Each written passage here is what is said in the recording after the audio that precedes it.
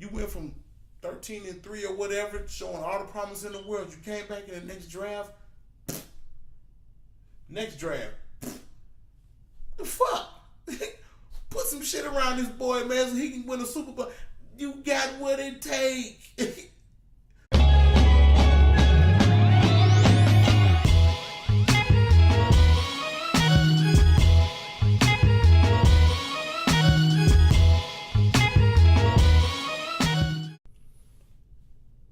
Hey, welcome back to Man Cave Analytics. This is episode 3, the breakdown of the NFC East, teams 1 through 4.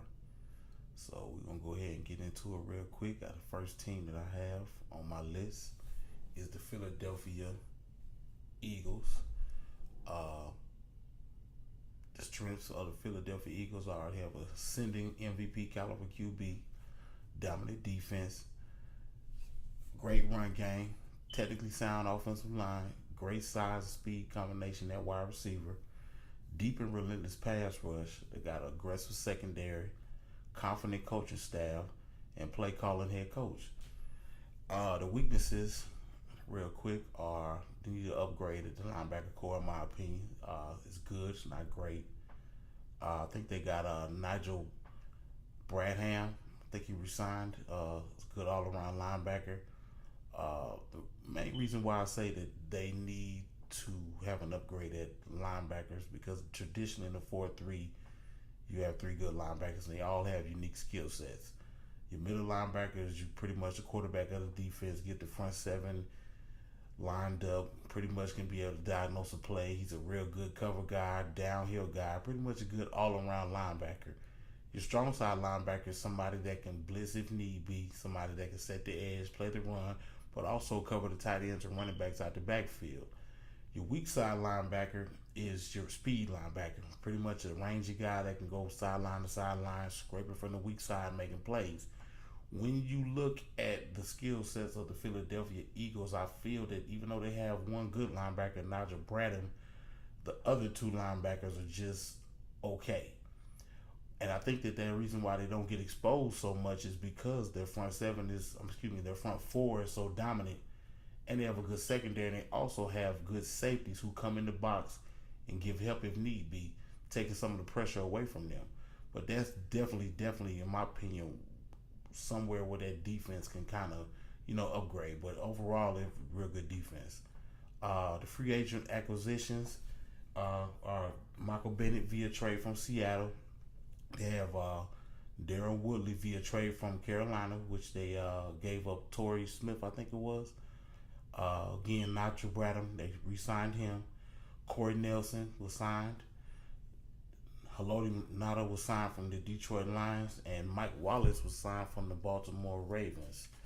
In the draft, they went out and got Dallas Goedert, tight end. Round 4, they got Avonte Maddox, cornerback. That's going to be a good guy. I think they're going to put him in the slot, real aggressive corner. Watched a lot of tape on him. Got good feet, good hips, can turn around, make a play on the ball, very disruptive at the point of attack. His jamming, he's not that strong at the line of scrimmage as far as jamming, but he, like I said, got good feet and getting that hip pocket with a wide receiver. Very aggressive, which that's what Philly likes. As far as their corners, they like their guys to be aggressive because they have a front 4 that's very dominant, and the quarterback's not going to be able to hold the ball as long. So you definitely want somebody that can, be able to twist them hips, pull that trigger, and go get the ball. He's really good at that. Josh Sweat, defensive end. That's another real good value pick that they got. Guys from Florida State, kind of a late bloomer, but he had a real good season last year. It's a speed rusher, but that'll be great for them because he adds depth to that already very deep defensive line. Come in and get them guys a spell. He might come in on sub packages, in nickel situations, and on third down. Or when teams want to, spread you out, when the other defensive end gets tired, he can come in. This really doesn't have a good, from the game tape I watch, he doesn't have a good transfer from speed to power. So his first year, he's going to be kind of trying to blow by people. And once he kind of learns and gets that counter move going, I think that he can possibly be a starter or a very, very, very good third down defensive end coming off the bench or whatever on third down. But definitely watch out for him, Philly fans. Josh Sweat, defensive end, good player. Uh, Overall, man, first of all, if I didn't say it before, shout out to the Philadelphia Eagles for just winning the Super Bowl, man. At the end of the day, you see the jersey. I'm a Giants fan, but I'm an NFC East fan as well, and I like all football, AFC, NFC, whatever. But as a representative of the division, to be able to go out and beat the New England Patriots, which I want to say they might be 0-3 against NFC East teams. I don't know. Y'all check that out and let me know. Get back with me in the comments. But to go out and beat them the way that they did, and to have a situation that looks so dire from the onset with Carson Wentz getting hurt, and it's kind of like, man, I don't know. They got a good team, but backup quarterback. I mean, they might win one game in the playoffs, but then they pull off a second game and pull off a third game and to beat really good teams. Minnesota Vikings are a good team. Atlanta Falcons are a good team. And to be able to beat them, and especially in the Minnesota game when they just dominated them, that says a lot about the way they've been built, the confidence they have, the confidence that the coaching staff have. So they just had a real good season, man. So shout out to them. It's a new season. Don't know if that's going to go over well this year, as far as them going to the Super Bowl or whatever. But we'll see. I'm always going to pencil my guys in. but with that being said, man, just salute. You know what I'm saying? I'm a analytical person when it comes to watching football, and just everything that I've seen, from the scheme that they run to the run option plays that they run on offense, the mobility and the subtleness of Carson Wentz when he's not hurt and when he's playing, of course, and just the maturation and the evolution that we saw last year take place before he got injured. It just shows that they're going to be on the right track, and they're going to be a good team for a long time, man. As long as they keep building the team and learning when to pull the trigger on certain players, when to let certain players go. But their GM is great. Howie Roseman is a great GM, and they've done a real good job of building this team. So, like I said, man, salute to them, and I feel like they're going to be a good team for a while. So, of course, I put them number one, not just because they won the Super Bowl, because pretty much in the division, they're the best team as far as personnel-wise and coaching staff for right now. Second team I've got is my New York Giants. I know I'm going to catch a lot of flack in the comments and whatever. That's fine. I mean, I'm going off personnel. I'm going off stats. Even though let's just be real, we sucked ass last year. I'm not going to front. And we got there's a lot of question marks with this team.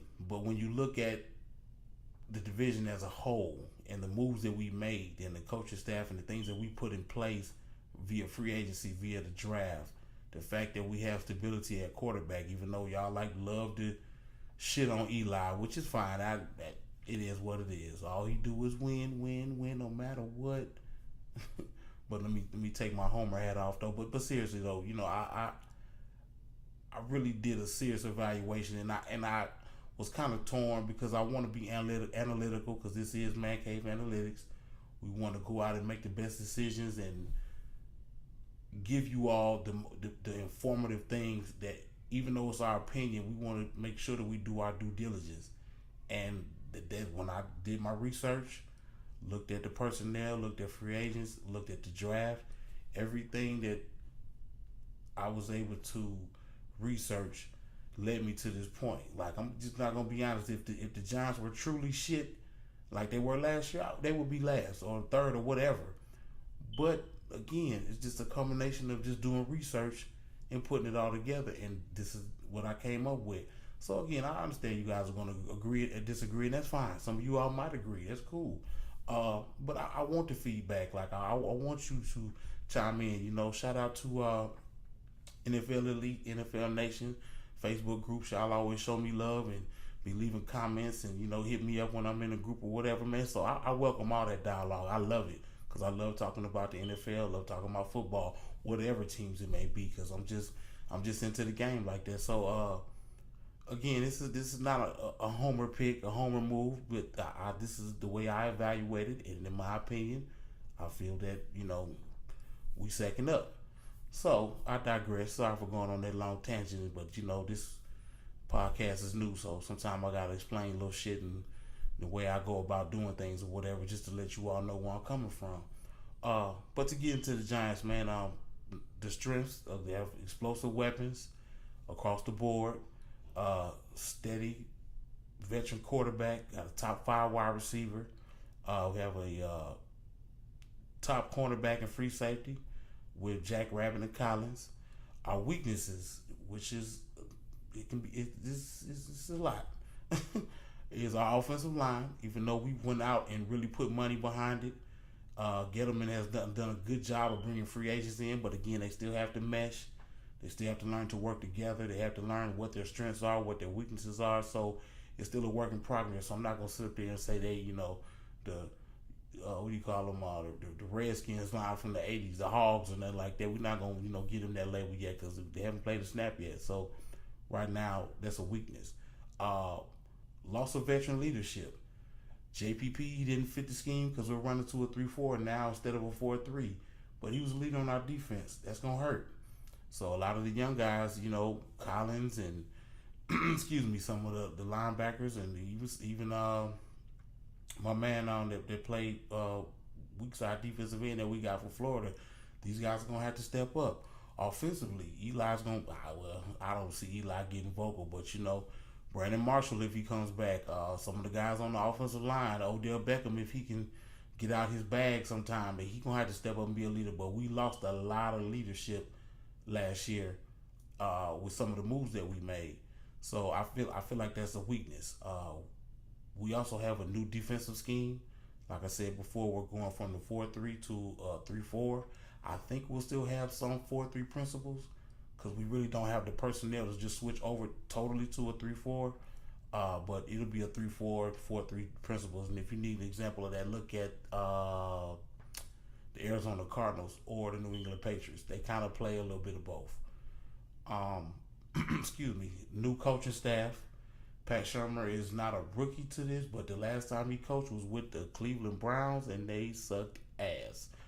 He did a good job in Minnesota, so that bought him another opportunity. We're gonna see how it goes, but he is a traditional West Coast coach, and he has been an offensive coordinator at a couple stops and did a fairly good job for the most part. So I like the hire. I don't give a damn what he does. I'm sure he's gonna be better than the last guy. Goddamn, woo! Don't get me started.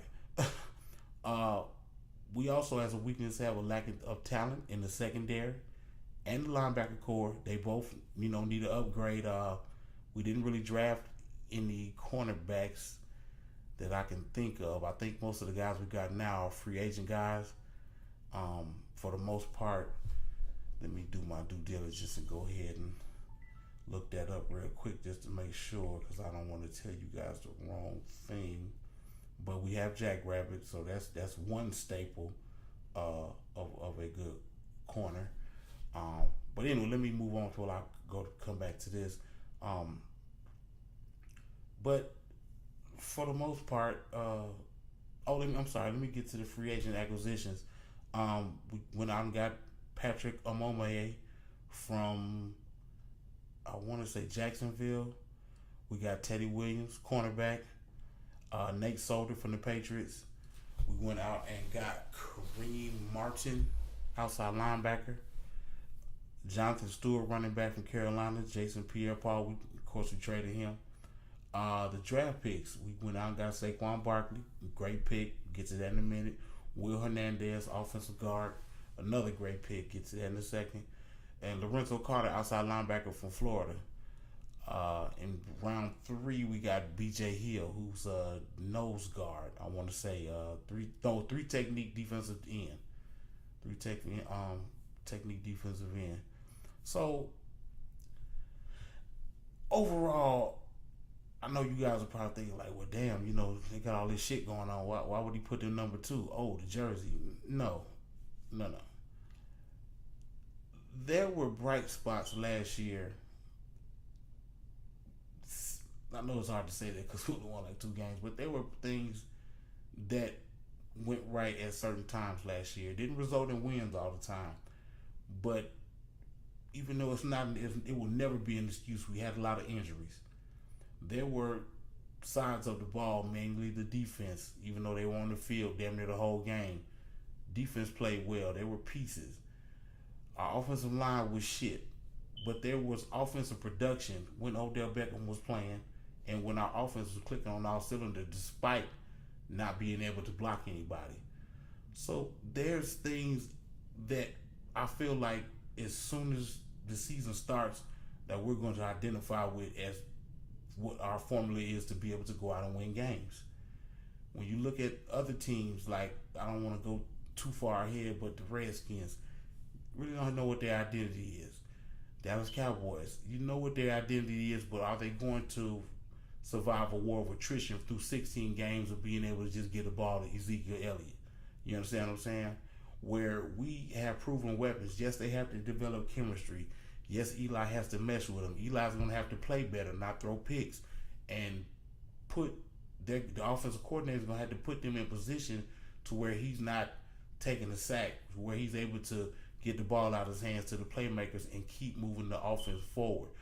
But when you look at the pieces that we've established, and you look at the fact that Dave Gettleman has went out and tried to solve problems from the last regime to make us better, when I just feel like that's going to result in wins. Again, me saying that they're going to be second in the division, that doesn't mean that we're going to go to the playoffs and win the Super Bowl.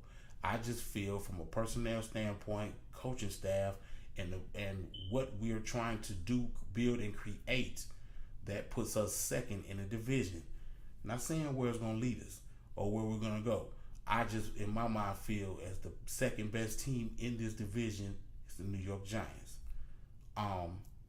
But to go back to the draft, I feel like we did a good job. A lot of people were down and getting on Matt Gettleman and, oh, you should have went for a quarterback and get all these guys and da-da-da.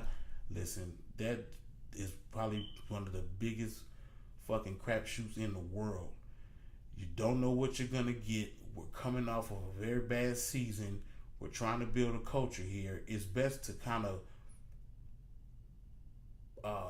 bridge that gap with a veteran. I think that any NFL coach would agree. If you can get a guy that's savvy, that's been to the pinnacle, that's been to the lowest of lows, that can command an offense, that can get you games in the clutch, you would rather have that than a goddamn rookie quarterback with a whole new offensive scheme, with a whole new defensive scheme, with a whole new set of head coaches. That's just too many variables. So, in my opinion, there's always going to be another quarterback. Which I hope we don't. If we suck ass next year, and then hey, we'll get another top 10 pick, and we can pick a quarterback. But you don't pass up on the Saquon Barkley. I'm sorry, you just don't. I'm not gonna put this kid in Canton. I'm not gonna put a gold jacket on him. I'm not gonna send him to the damn Pro Bowl in Florida yet. But there's no way that he's not gonna pay dividends because his skill set is just astronomical. Period. From day one, everybody, Ezekiel Elliott was probably one of the best rookie running backs that I've ever seen. If everything goes right, and barring injury, I think he will obliterate anything that man does. I know y'all gonna talk shit in the comments. I know y'all gonna get on me in the group. I don't care. Look at this man and how he plays. If you go back, and again, I tell people all the time, I don't just base opinions off bullshit. I go back and I look at things. I go back and game tape and everything. There's 2 times when Saquon Barkley was playing for Penn State when Zeke was still in Ohio State. When you watch that game, he was the better running back. They lost the game. Ohio State beat the shit out of them. He was the best player on the field back then, and he was only a freshman. Okay? So that pick is going to pay dividends. You don't go out and get a Matt whoever and all these damn quarterbacks, whoever. You just don't do that. You stick with the veteran. You let your team grow through him. And if he doesn't play, he's not up to snuff, okay, cool. You lose games. It is what it is. Next year you get a quarterback. But you also have these guys with a year under their belt or, they've been through a 16-game season together. They know how to play with each other. They know what they need to do to get better. You know what I'm saying? Versus getting a rookie quarterback with a bunch of rookies and young guys on the field, no leadership. Like, that's just a recipe for disaster. So fuck that. No, Eli. All right. So that's pretty much it. That's what I got on the Giants, man. I could do a deep dive on some other stuff, but I don't, like I said, want to make this sound too homerish. We just gonna just get the analytics of it and just keep it moving. So let's go with the Washington Redskins. Good depth at running back. I like the rookie that they got out of LSU. Excuse me. Flexibility scheme wise, they can come out in 3 tight ends. They can come out of high formation. They can spread you out. They have a very intriguing personnel, and it's going to be very interesting to see what the offensive coordinator does along with Jay Gruden when it comes to week-to-week preparation. Because, like I said, just from the skill set players that they have in certain positions, they're very deep. Very, very deep. So I think that it's going to be very interesting. Not to say that they're going to put up 40 points and no shit like that, but they can just give you a lot of different looks because they play with a lot of traditional 3 tight ends. They have a fullback. They got H-backs. They got all of it. So it's going to be interesting how they group all that together and try to formulate some kind of offense around Alex Smith. What else? Formidable skill players on the outside when healthy. They have the wide receiver from Seattle. Pull up his name real quick. Just give me 1 second. I'm sorry, I don't have an assistant. I do this shit by myself. We thugging it over here. You hear me?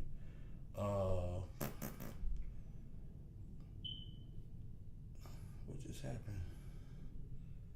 Probably gonna edit this part out, but whatever. They got Josh Doxson, guy they got from TCU a couple years ago. Paul Richardson from Seattle. Very good high pointer, very good deep threat, real tough guy. He makes a lot of acrobatic catches. I kind of lean on the side of caution whether he be able to make it through a whole season because he's one of those real tough throwback wide receivers where he'll throw his body at the ball. He doesn't care what's around him, whatever. Even though he's a deep ball guy, he's very aggressive. He's very wild when it comes to going up and getting that ball. Like, he don't care what's around him, and he'll take that hit. A couple times, I want to say last year, I think he had a concussion last year against Arizona, the Arizona Cardinals on the Thursday night game. But he's a good receiver, very, very fast, good strong hands. When it comes to deep routes, he gets major separation. So that's going to open up things under the middle for Josh Doxson and the tight ends and the running back and the slot receiver. It's going to open up a lot. So that's a good pick by them. Definitely. But let's go with some of the other strengths. They have a solid QB, great offensive line, great young and coming offensive line. They have Bill Callahan, the same guy that helped construct the Dallas offensive line. Excuse me. So, they got top 5 left tackle, Trent Williams is a beast, still in his prime. They also have a great slot receiver. Excuse me. Let me pull up his name real quick. Jamison Crowder. Real good guy in space, can sit down in zone, can do a little work against man, not too much against the bump, but playing off man, knows how to again sit down in the zone, can run any stem, can get separation, has good yards after the catch. So he's a good player, real good player. They also have Jordan Reed. If he can stay healthy, if he can stay healthy for the duration of the season, he can be a top 5 tight end easy. He has separation. He got good yards after catch. Physical, tough. I would liken him to a more athletic Gronkowski. That's how tough this guy is when healthy. Let's go with some of their weaknesses. Despite the fact that they do have a good wide receiver core, in my opinion, kind of middle of the road, okay wide receiver core, they don't really have a true alpha dog yet. Somebody that's gonna command that double team. Somebody that comes off the bus.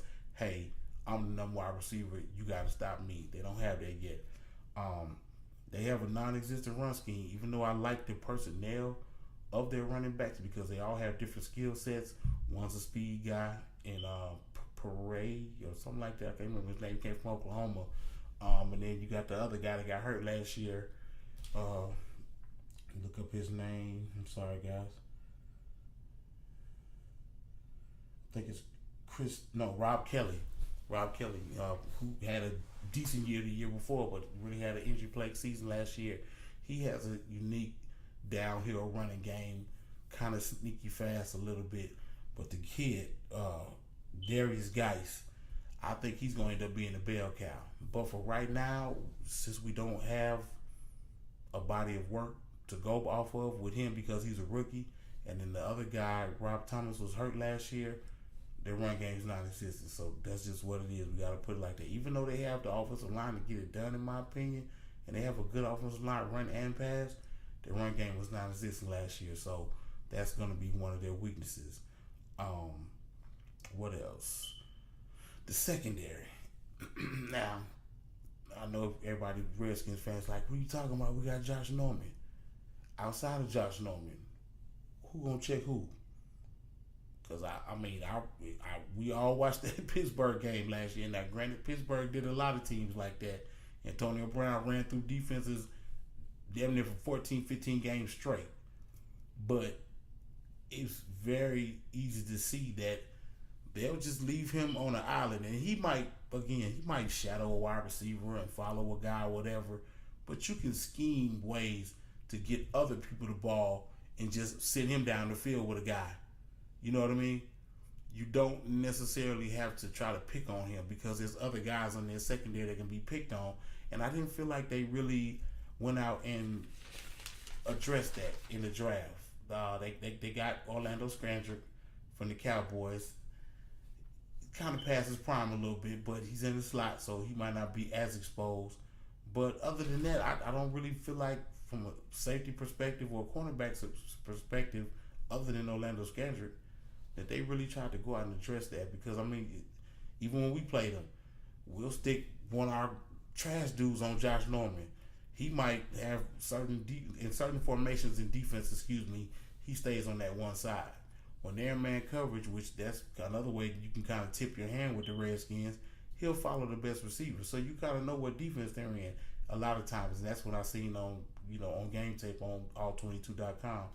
But again, I feel like their secondary needs to get better. You can have one guy shut down the field, but the passing game is just too complex now. It's too explosive now. There's too many guys with different kind of skill sets, where you can have an inline tight end or a move tight end, somebody that might be in a three-point stance. He gets up in motion, goes out. That throws the whole defense off, the whole alignment off, and that means Josh Norman will end up playing a damn running back or a tight end because everybody's shifting and moving around. You can scheme ways to move him out the way and still keep your offense moving. So I feel that they need to get better in the secondary. You know what I mean? Definitely need to get better in the secondary. They need more interior pass rush. They addressed that.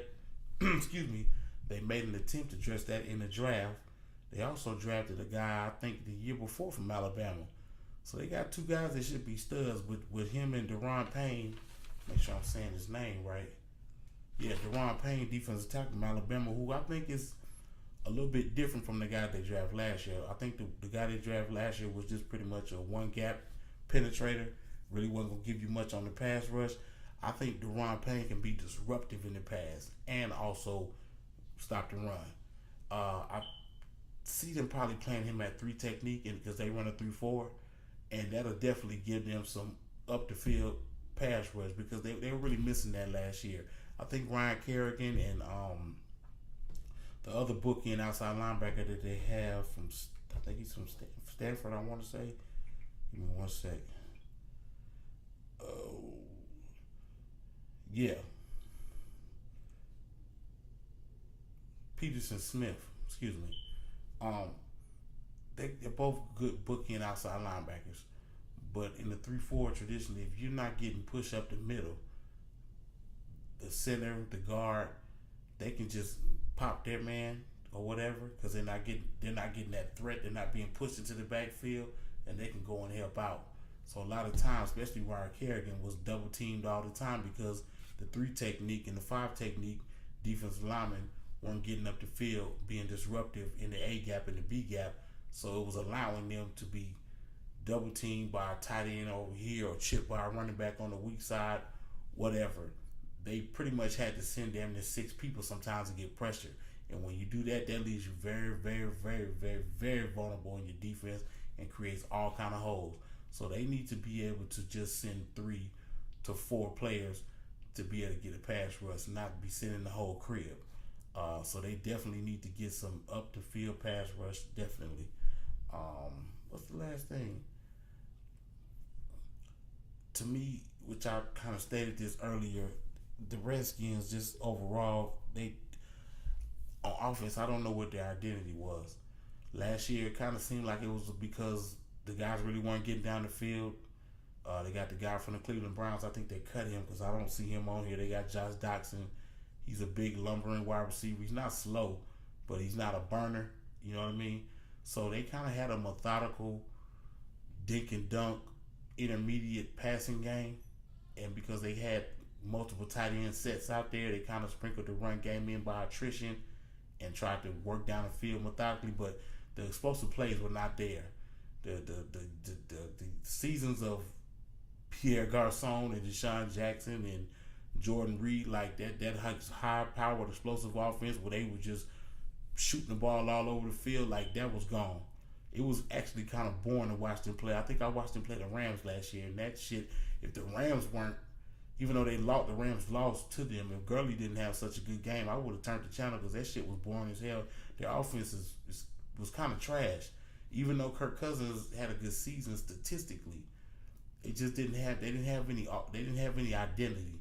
So I feel like this year, even with them being said about the strength being that they are very flexible scheme wise because they just so deep at wide receiver and tight end, and they have running backs that can also go out in the flat or motion out and play wide receiver. They're very flexible, but they still don't have a true identity on what kind of offense they're going to be. You're going to be a run team, you're going to be a pass team, you're going to be kind of half and half, or you're going to dominate that way. Now also they have Alex Smith, who adds an element as far as being able to move his feet, throw on the run, he can scramble and get you the hidden yards. So like I said, right now it's a work in progress, but they definitely have some things to work with. So I put them at number 3. And lastly, oh boy, I'm just waiting for the bullshit. You already know. I got the Dallas Cowboys at number 4. Lightning ain't strike. Okay, ain't nothing bad happened yet. Football guys ain't got me. Look, I'm gonna save my deep dive for another time.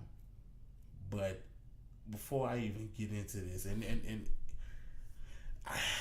you all see the jersey, you know that New York Giants and Dallas Cowboys are bitter rivals. But I want you to understand that this is Man Cave Analytics.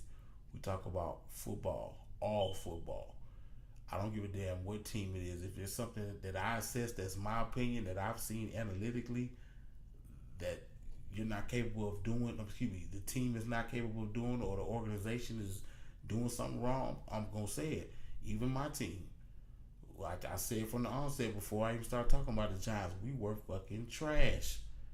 And that was a combination of a bad coaching staff, a garbage ass head coach that didn't know what the fuck he was doing, and a GM that was resting on his laurels, that got away from what he was doing that when we were winning Super Bowls and started trying to get cute. And when you start doing those things and you just get that power and feel like can't nobody tell you nothing, and you just making decision after decision after decision, and it's not really bearing any fruit, it starts to be a problem. Now, I'm not going to necessarily say that here with the Cowboys, because they've done things that have bear fruit, and they've done things, and I think that's more. I'm gonna put it like this. I don't understand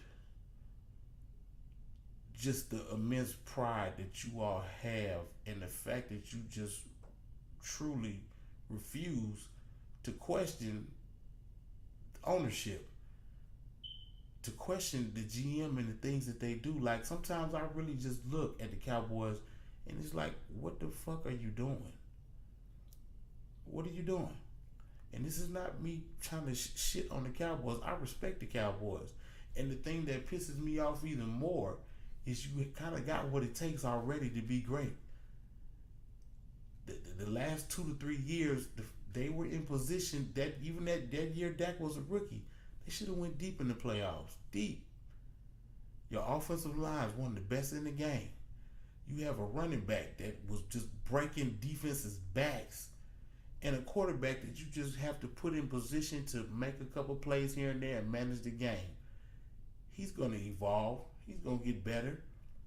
But now, let's look at why he's not getting better. And this is me being pissed off not as a New York Giants fan or somebody that hates the Cowboys. This is me, a Dak Prescott fan. I like this kid. When y'all drafted him, I was like, oh, damn, I'm in a conflicted position right now because I rooted for him when he played for Mississippi State. The good guy is a good quarterback. Good quarterback. And the fact that y'all had the balls to pick him was even more. I'm like, oh, my God, the Cowboys really got Dak Prescott. Like, that's my nigga. You feel me? So, but I'm looking at what's been built, and it's like there's no real direction. And the thing that's frustrating as well is that you got these two players that if you just put the right shit around them, y'all could take off. Y'all could be the next Philadelphia Eagles. Like, I ain't saying this just to shit on the Cowboys. Like, you have pillars here, but you're putting fucking plywood up for the floors and the walls. You understand what I'm saying? Dak, Zeke, that offensive line, that's your foundation. That's your floor. That shit's made out of brick and mortar and whatever strong shit you use for a house. I'm not a carpenter or a goddamn home builder, but I'm just saying, you have what it takes and the things in place to be great. But then you're putting up fucking plywood and straw and wet sheetrock around it. It doesn't make any sense. The last 2 or 3 drafts, like, what's the direction you're going in here? You're running a cover 2 system with Rob Marinelli. Let's get to the defense. So I can kind of break down what I'm trying to say here. You keep picking all these defensive ends. We know in the 4-3 Tampa 2 system you have to have a pass rush. I get it. You got to get to the quarterback in the 4-3, and when you're playing a traditionally man 2, cover 2 zone-based defense, you got to get to the quarterback. I get it. But 1 time, 2 times is a mistake. 3, 4, 5 times, that's a fucking trend. There ain't no damn coincidence that all your defensive ends is all suspended at the same damn time. Or every year they come out, it's a substance this, substance that. Something, you're picking the wrong guys, man. Fuck the upside. Fuck with the ceiling they have. Fuck the stats they put up in college. What does it matter if they're not gonna be on the field? Now you're trying to go have a run on linebackers. Now don't get me wrong. This Leighton Vander, I'm sorry if I'm butchering your name. Whatever. The kid from Boise State looks like a good player. Looks like a real good player. Sean Lee type, a little bit bigger, a little more athletic. I think he's gonna be a good one. But you just drafted a kid that wasn't even healthy enough to play for a season or 2 seasons the year before last or last year. That could have been a wide receiver or a tight end. Like, when are we going to address the fact that we need to give Dak weapons? Because the thing that I do see from Cowboy fans, you don't say shit about Jerry Jones or Stephen Jones making these stupid ass picks or whoever the fuck is in charge over there, but you'll get on Dak real quick. But when you look at it, he ain't throwing the shit. Last year, you got slow ass Jason Witten, which he's a Hall of Famer in my book. Great player, reliable tight end, hell of a player. He was past his prime. He should have retired 2 years ago, in my opinion. It didn't make any sense how slow he was. Ridiculously slow. Then you have my man out here, 88, the 88 club, with this shit here. He's regressing. Those leg injuries have caught up. And let me just go on a little tangent here. Everybody's up in arms from Cowboy Nation saying, oh, well, we lost Daz. I don't know what we going to do. Our offense is going to be shit. Nah. Y'all should have been got rid of him. Remember I said that. I don't give a fuck what you put in the comments. Y'all should have been got rid of him. Not for the off the field shit, not for the stuff on the sidelines, not for the fact that he's trying to shit on Dak. No. He regressed. And the skill set that he has is a jump ball athletic mentality. He's really not a true wide receiver when you really look at it. And hear me out. I watched NFL films about 4 to 5 years ago. And I think he was a second year player, third year player, something like that. And I remember on NFL films they were playing the Cardinals. Patrick Peterson was shadowing him the whole game. And he said, I don't get what the hype is. That boy got 3 routes. 3 routes. An in cut, a slant, and a comeback. Or a smoke 9, which is a deep route in certain teams' terminologies. So he has 4 routes. I'm sorry. Maybe the in cut wasn't in there. I don't know. But he literally said that man had 2 or 3 routes. What has changed? All of these years, what has changed? I've never seen him run a route where the defensive back was just fooled out his shoes.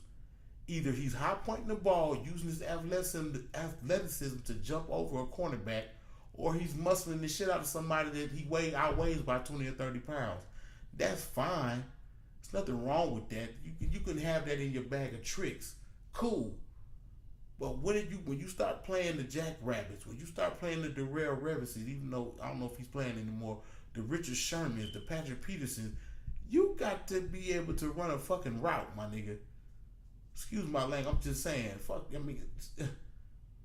But this is something that should have been happening. Like I said, that's the frustration with me.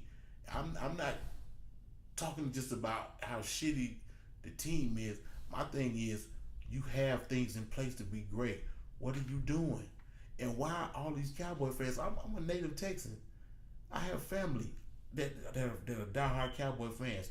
People that I work with, diehard Cowboy fans. I know hella Cowboy fans. Nobody's asking this shit. What the fuck is going? What are they doing? What's going on? What we got? You gonna wait till Dak and Zeke is out their prime before you put some shit around them? Like seriously, like okay, Zeke Elliott, your identity is running the ball. Cool. When you start playing the Vikings, and let's go the Vikings, and who else had a good defense last year? The Texans and some of these the Patriots, and just some of these teams that have good defensive schemes. Some of these teams are going to take away what you do well. When they start stacking 10 in the box, 9 in the box, what are you going to do? I mean, seriously. There were games last year where Dak was running for his life, just patting the ball. Nobody was open. Beasley run great routes, but you can nullify him. Anything after 5 yards, you bracket him. Start bumping him, knocking him off his route. All he runs is drags.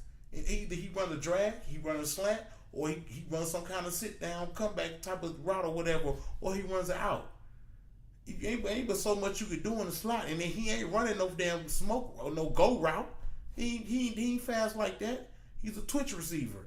He runs in the intermediate areas and stops him and makes plays, sits down his own, or he beats his man off the line of scrimmage and gets the ball real quick. But ain't with so much shit you gonna do in the slot. So you can take him out the game. And now, coupled with the fact that even though Jason Witten was slow as hell, you still had to check him because he was sneaky and crafty from being a good veteran, and he knew how to get to certain spots on the field to get his yards, even though he wasn't going to outrun anybody. But you ain't got him on the field now. That's going to nullify Beasley. You think they're going to let him beat them? Fuck out of here, man. So, again, like I said, man, these things take time. I understand that building a team is a process. There's hit and miss on the draft. Lord knows I know. We went out and got one of our worst drafts ever, and that shit set us back 5 years. We went and got Randall from LSU, and we got that kid David Wilson from Virginia Tech. Jerry Reese did that and screwed our team for years. We should have been retooling, getting our trenches right We didn't. But it's one thing because it's different from the Cowboys, because the people that are making the decisions in your organization, guess what? They ain't going nowhere. You think they're going to tell Stephen Jones to hit the door? Huh?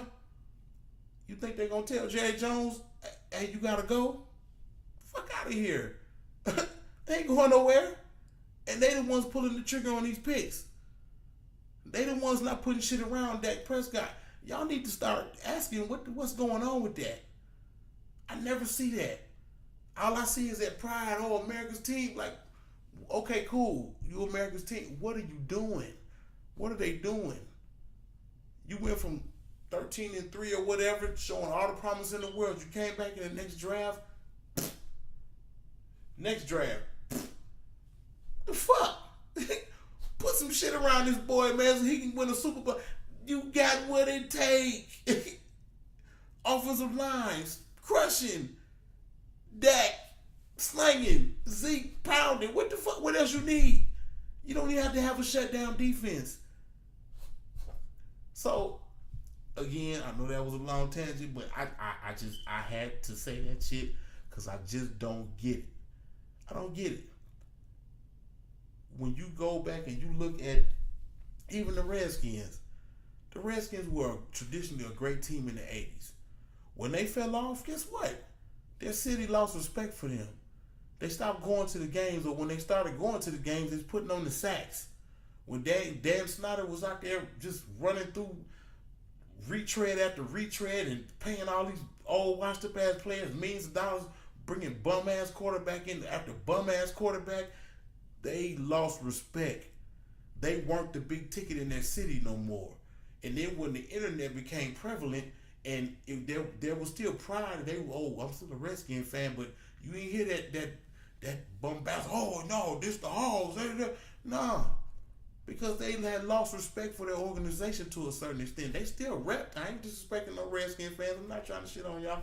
Y'all still loved y'all team, but you did subtle things to let the owner know that you're not pleased, you're not happy. Dallas Cowboy fans don't do that. So I could be wrong, dead ass wrong. Y'all can go fucking 14-2. I could be wrong. It's just the analytical part of me, but it frustrates me, even though that's not my team, to see players that I like being wasted, in my opinion. I feel like Dak should be progressing, not regressing, and things should be put around him and put in place to make him look better so he can give the ball to the people that he needs to give the ball to. I also feel that Zeke is a very good running back. Every 5-year type of running back. You don't get those kind of guys all the time.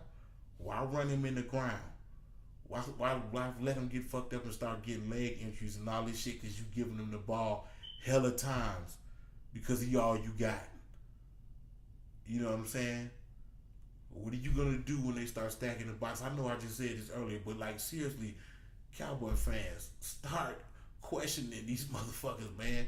Jerry Jones is not God, bruh. Stephen Jones, he ain't earned no respect yet.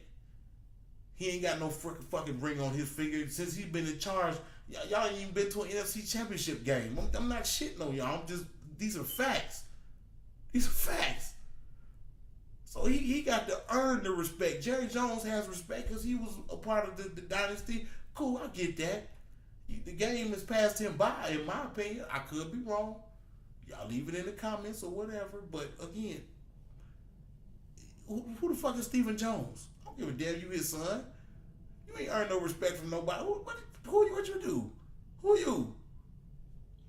Nah, bruh. Like I said, man, y'all need to start questioning y'all organization. It's cool to have that pride in America's team. I get all that shit, man. I got Cowboy fans in my family. I get it. Trust me. I'm from Texas, but I'm telling you, your team should be up here, and they're down up in here somewhere. That's not the respect I have for the Cowboys. So, like I said, man, that's my deep dive. And I know I went a little longer, but fuck it, it is what it is. So I'm gonna go ahead and just run through this real quick because I'm going over my time.